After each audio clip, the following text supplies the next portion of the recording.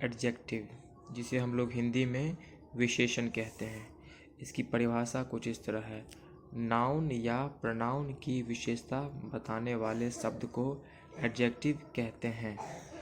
यानी कि एडजेक्टिव हम लोग उस वर्ड को कहते हैं जो किसी नाउन या फिर प्रोनाउन की विशेषता बतलाए, जो किसी नाउन या फिर प्रोनाउन की तारीफ करे, के बारे में कुछ खास बात बताए, उसी को हम लोग एडजेक्टिव यानी कि विशेषण कहेंगे। इसकी इंग्लिश डेफिनेशन कुछ इस तरह है। An adjective qualifies a noun और अ प्रोनाउन, यानी कि नाउन या प्रोनाउन की विशेषता बतलाने वाले शब्द को एडजेक्टिव कहते हैं। एग्जाम्पल से चलिए समझते हैं। जैसे कि यहाँ पर पहला सेंटेंस है, Ram is a good boy. इस सेंटेंस में आप नोटिस कीजिएगा, यहाँ पर एक वर्ड है गुड, जो कि राम की विशेषता बता रहा है। राम जो कि नाउन है यहाँ पे, क्योंकि ये नाम है किसी व्यक्ति का, तो इसलिए नाउन कहलाएगा। क्योंकि किसी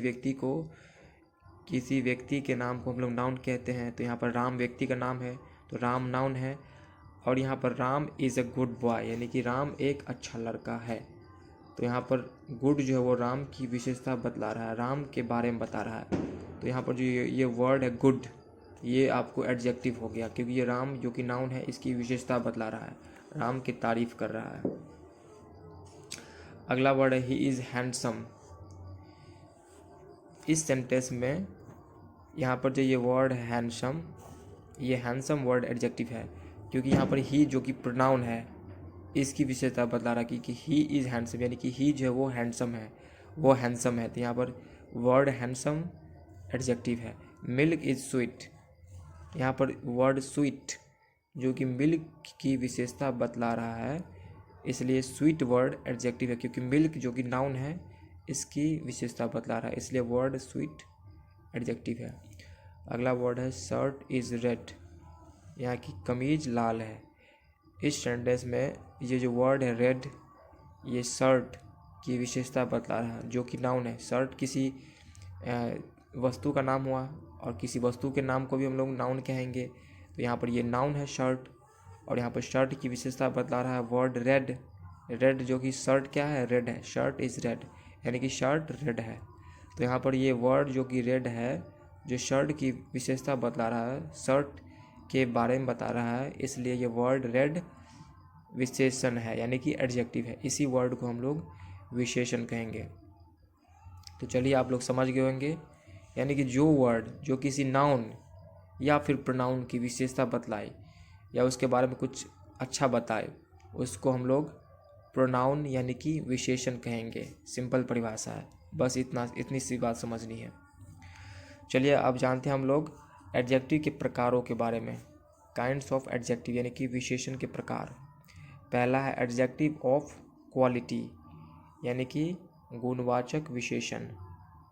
दूसरा है आपको एडजेक्टिव ऑफ क्वांटिटी, यानी कि परिमाणवाचक विशेषण।